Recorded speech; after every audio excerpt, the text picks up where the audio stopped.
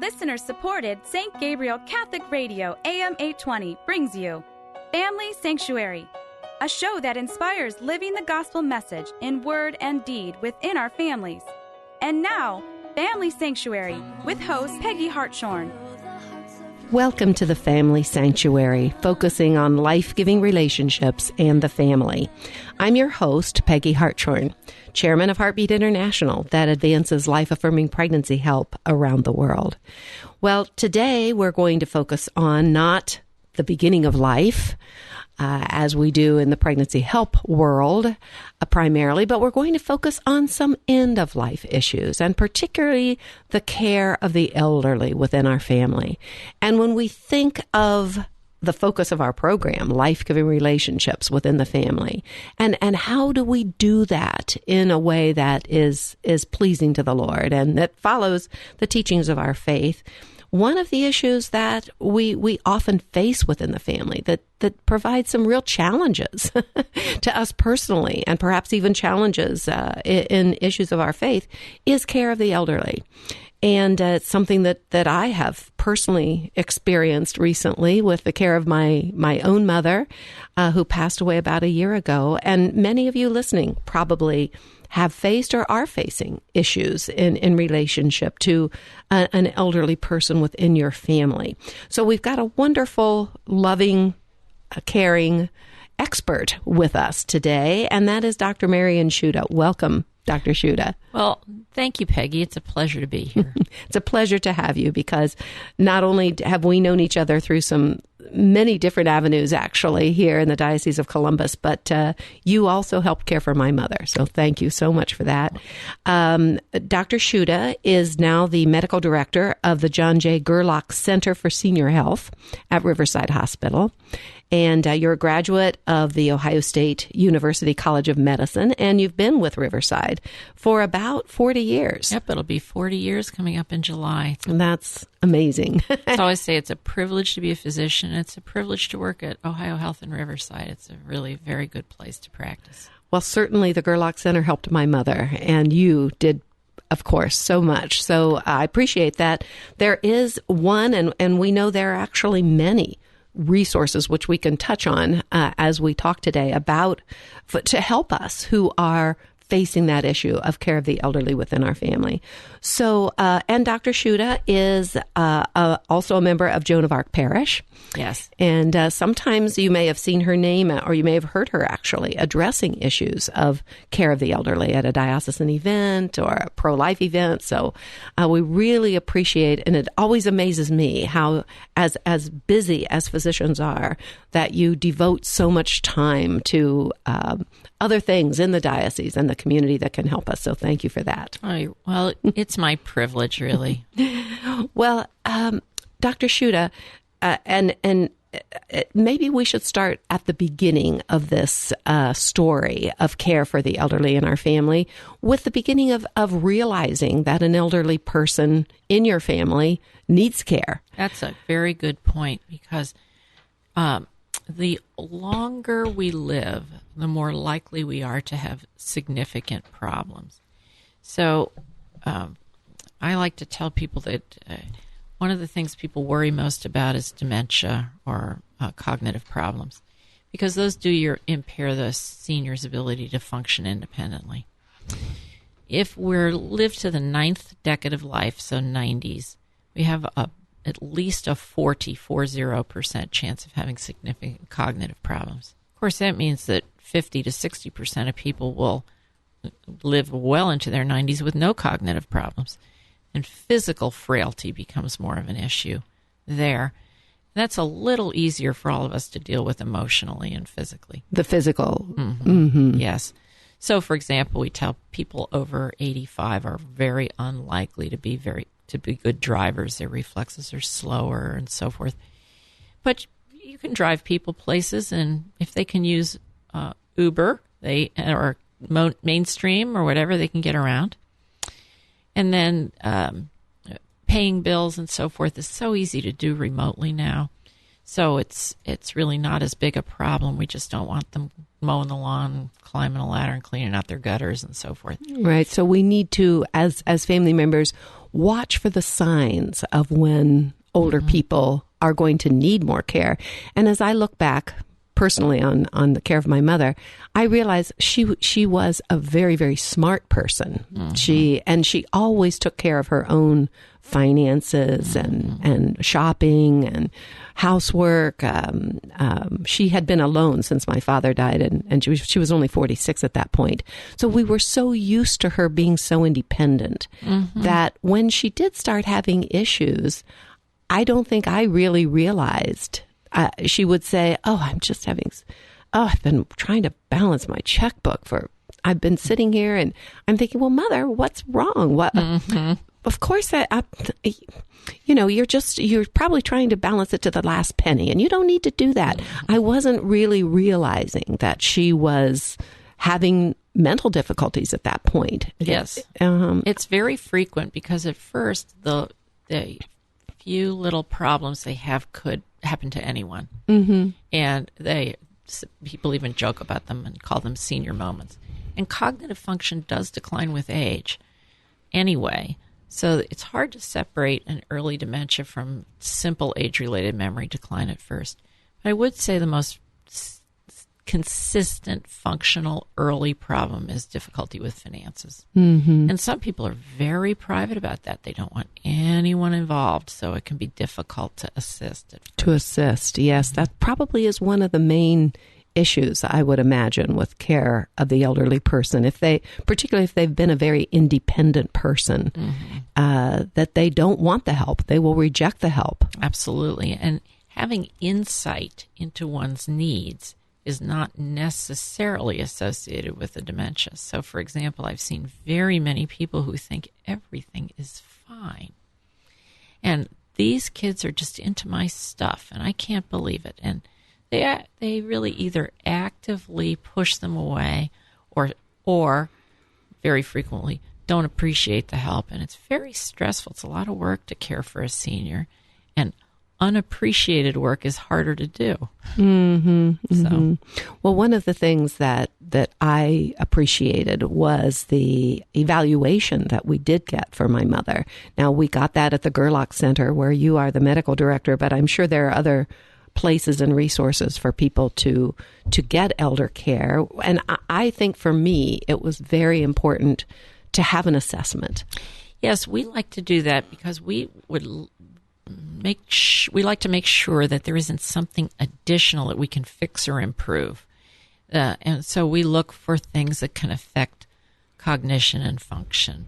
Thyroid problems, very common in women and men as they get older. B12 deficiency, less common but very fixable, et cetera, et cetera. So we spend a lot of time looking at the medication list because there are many medicines that people take that as they get older, you have to take a look at them and alter them because of a different panel of side effects that are more common in elderly people, different concerns, or you wonder whether they're still necessary. So, for example, we'll take a look at things and decide, is it still a good thing for this person to take a statin because he had high cholesterol in his 50s? Maybe, maybe not. We have to know a little bit more about his heart condition. Is it still appropriate for somebody to be taking supplements? Hardly ever, but some people need them depending upon various things and so forth. So we call the pill burden is often very high for seniors, and we work hard to try to get that down. There are some people who get cognitive clouding from side effects from some of their medicines, and we can look at that as well. So I think it was very interesting that you said that when a person gets into their 90s, about 40% will have cognitive difficulty. That's right. And but 60% will not. Yes. Some authors would say 50, but if you think about just 50 or slightly below that. So it is much harder for us to maintain cognitive sharpness enough to function independently if we live up into our 90s. although it happens. I took care of a 103-year-old lady who was completely cognitively intact. I think sometimes maybe do people fear having that kind of an evaluation, either the person themselves or their family, because there's such a almost, it seems like a doomsday analysis if this person has Alzheimer's. But not all dementia is Alzheimer's. That's right. First of all, not all dementia is Alzheimer's. That's right. But number two is that dementia is a very feared diagnosis by a lot of people. And I do spend time reminding people that it's my belief that you do not lose your intrinsic dignity as a human when you have a disabling illness. And so you just have to change your focus to how you care for the person and recognize the things that are still good and enjoyable. But it is a difficult thing for people. There are a lot of tears and worry. So it's a tough diagnosis for a lot of people. And of course, I love what you said about that kind of a diagnosis does not change the dignity of the person. And that's why we're talking about this, of course, on St. Gabriel Radio here today on the Family Sanctuary, the dignity of that person. How do we continue to respect that dignity and provide the proper level of care for that person? It's a challenge, and it's individual, right? Yeah, it depends on the exact situation that you have. That is really correct. And so I suppose the other thing I like to say is, well, you don't lose your intrinsic dignity. It is a disabling illness, and no one chooses to be disabled. I mean, if we all could choose, we'd choose to be able-bodied and strong and healthy and so forth. How we deal with that as an individual and as a family is a bit of a measure of our humanity. It's a challenge, though, for a lot of people. Some of the issues that people face when they know that they've had, let's say, an evaluation, or it's very clear, even without an evaluation from the medical community, that my parent or an elderly relative really needs a lot more care. Perhaps they've been independent, they've been living alone, and people may have this thought, I'd never put a family member in a home. And maybe the person themselves has said, I never want to be in a rest home. What are really the options when it comes to that kind of care? That's a very good point. We hear that quite a bit. There are a lot of personal preferences. I don't want to leave my home. We built that in the 50s or whatever it is. So I think, well, the first and foremost, almost every kind of care can be done in the community, in my opinion. In the community, meaning in a facility. Home. No, in a private home. In a private home with community care. In the community, meaning in a residential facility, residential setting. Except it's a lot of work. It's a lot of work. Before we get into some of those details, let me reintroduce our guest, because some people may have just joined our program. Our guest today is Dr. Marian Schuda, who is the medical director of the John J. Gerlach Center for Senior Health here in Columbus, associated with Ohio Health Riverside Hospital. She's an expert in geriatric care, has been there at Riverside for about 40 years. She's a member of St. Joan of Arc Parish. She looks at the care of the elderly from a Catholic perspective, from a human dignity perspective. So we're really happy to have you with us today, Marian, so that you can help us think through such a stressful issue as care for loving, respectful, dignified care of the elderly person. Yeah, well, thank you. And caregiving is very stressful. So when I say that you can do most care in the community, there are a couple of exceptions and a few provisos. So first of all, remember that 24/7 care is not a full-time job. It is more than 4 full-time jobs. Wow. So I tell people who come to the clinic, the Gerlach Clinic is a clinic of Riverside Hospital, and it's a full-time clinic. So it's open Monday through Friday, regular clinic hours, 8 to 4:30, and so forth. Now, the hospital is a 24/7 operation. So I tell people if I point to a nurse in the hospital, I say, if we wanted to take her job and make it a hospital job, we would have to hire more than 3 people because we have to have an evening shift and a night shift. And then we have 6 shifts on the weekend. And we haven't had the first holiday, sick day, anything yet. Mm-hmm. When you try to provide 24/7 care for your senior in a home, you have taken on more than 4 full-time jobs. People just don't realize that, and they understand why they're so exhausted. Now, if that senior sleeps, great.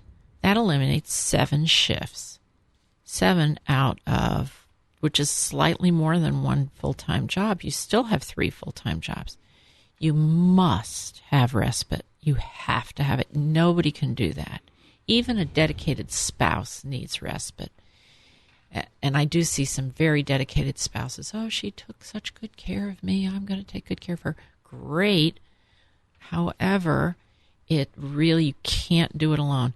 And that's not a sign of weakness. It's just being realistic. No one, I wouldn't hire. Would you hire a nurse to take care of you 24 hours a day, 7 days a week with no break? Of course not. Mm-hmm. There's exhaustion. So that's one thing that's very important. The other thing is that 2 behaviors that become more frequent in dementias, they're not universal, but are very hard to deal with in a home setting. It's not impossible, but very hard. One is aggressive behavior. Sometimes people just don't recognize folks, especially late in the evening, and they try to defend themselves. That is very hard to manage in a home setting and may be dangerous for the caregiver. And the other thing is wandering. That's dangerous for the senior, and it's hard to protect them, but it's possible. It's just very hard to do. Mm-hmm. So I think so many people are afraid of putting an elderly relative in a care facility. And again, if the person has said, "Oh, I never want to be in a nursing home," or I guess a lot of caregivers then, if that's necessary, really have to deal with some guilt, with some concern. What are some of the things that you encourage people to think through when they need to put a family member in a facility? Yes, that's such a good point. There are many, many options. The options available are somewhat dependent on what the person can pay for, but they're not. Every home is not the same. So some people thrive on the community that they have. They have all peer groups, there are age-appropriate activities, and so forth, meals together, and caregivers who understand what these behaviors are like and how to help them. Mm-hmm. So some people just thrive and do very well. I usually recommend that they try one without thinking it's a permanent commitment. Many places will allow a respite stay or 30 days before you make a commitment. Mm-hmm. And so that's another way to try it out. Mm-hmm. I can remember with my mother, we thought being in an assisted living would be appropriate, and she was very open to that. And they were very, very different when I visited them, so different in terms of the kinds of activities they provided, the type of room they had, the arrangements with the food. And that amazed me, the many, many different choices that we had. We chose one that was just about 5 minutes from our home, which was great. And I could be there every day. And I think you mentioned that's important. Yeah. I'm so glad that happened with us, that we could do that. Yeah, thank you for saying that, because caregiving is stressful. It's still stressful even if the person lives in a different place. So to reduce caregiver stress, being geographically close is hugely important, because it just reduces that commute time to see the senior. And then the other thing that's very important too is the daily visit. For reasons which aren't entirely clear, daily visitors seem to improve care in senior communities. So it's an important thing to be close and make it easy to visit. Mm-hmm. So just being there, having what do I want to say? Getting to know the caregivers. I suppose that's important. they know that you're going to be there too. Well, I encourage people to think now, if you move mom to this beautiful care community and where she has peer group and so forth, now you can visit and be her son or daughter and not her personal caregiver or her cook or her toenail clipper or whoever you are. Mm-hmm. You are now really visiting. Mm-hmm. And, when we had my mother in the assisted living, that really was good. She didn't want me. She hated to impose on me to take care of her, to help her with her shower, or, oh, honey, I know you're so busy. You don't need to do this. You shouldn't be having to do this. And so that seemed to help her, that I could come and watch TV with her, or have a meal with her, or visit with her and look through the albums with her and so forth. But then she did get to a point where it became clear that the best place to take care of her was the home. So we brought her home to our home, and I loved that part of her care. I was surprised, but I loved that part of her care, having her with us.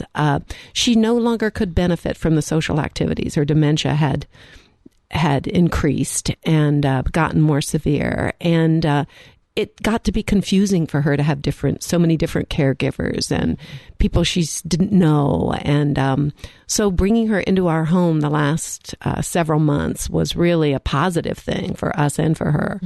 Well, that brings up a very good point, and that is that care needs change over time, and the situation may change. So saying mom or dad should go into such and such a place doesn't mean they'll be there the entire time. It means for now it's good. They can move. They can move to different levels of care in the larger facilities, or they can move in and out of the community. So it's really constant assessment, I think, when you have an elderly person in your family. What is the best care for this person, and what kind of help do I need now to help that's correct. Our parents' care or an elderly person in the family? I'm thinking, too, of things that they ask me to do when I took Mother into the assisted living for the first time. Now sign this paper. Well, you have to think through the DNR, and you have to think, does your parent have a living will? All those kinds of issues. And I know we don't have time to go into them in depth, but we have had a couple of programs here on St. Gabriel Radio with Peggy Wollick, who focuses in on those issues if someone wants more detail. But what do you tell people, just briefly, Marian, about all that? Peggy and I have done a number of these presentations. Peggy Wollick. Too. So generally speaking, they have to ask you, but you do not have to have one. A living will. Or a DNR. You do not have to have one. I recommend that everyone have a durable power of attorney for health care. Yes. With someone whose values they trust. Which is an alternative to the living will.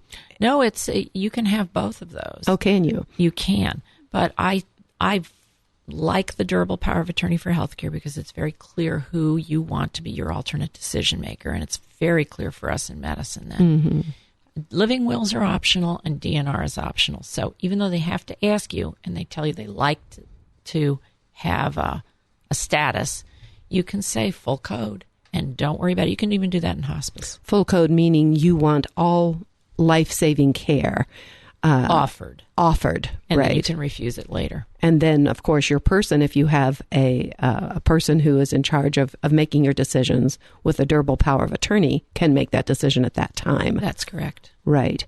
So, again, some of the legal issues, I know Peggy Wollick recommends not having the living will because that will trump your person if you've made some specific decisions in that living will. That's correct. The living will is seen as your decision and you come before your alternate. Right. So again, it's a little bit complex, but definitely if you're in this situation, listen to what we've got in the archives on that. It's pretty complicated. Yeah, just politely decline or politely give your You can politely decline and look into it more fully. Correct. Yes.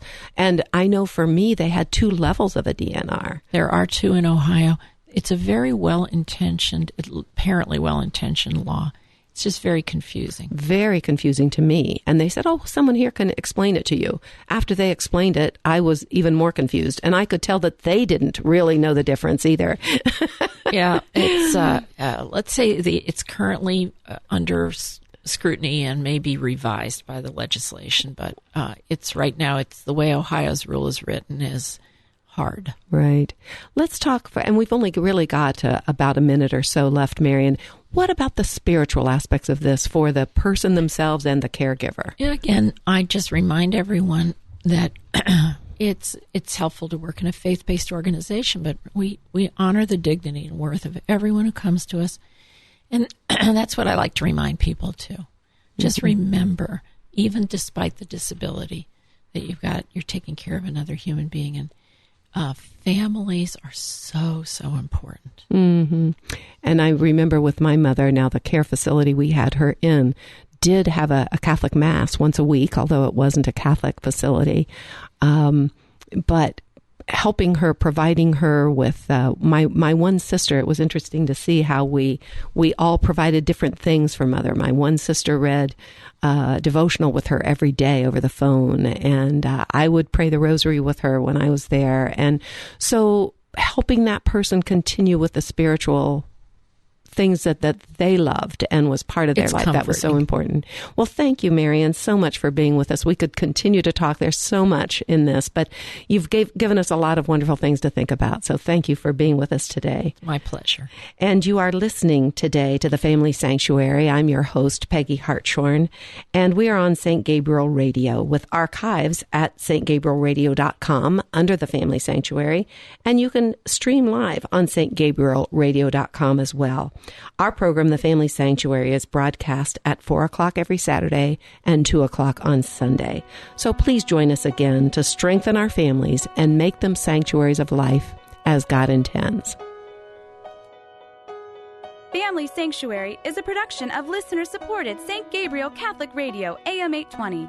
Archives of Family Sanctuary with Peggy Hartshorn are available at stgabrielradio.com. Sancte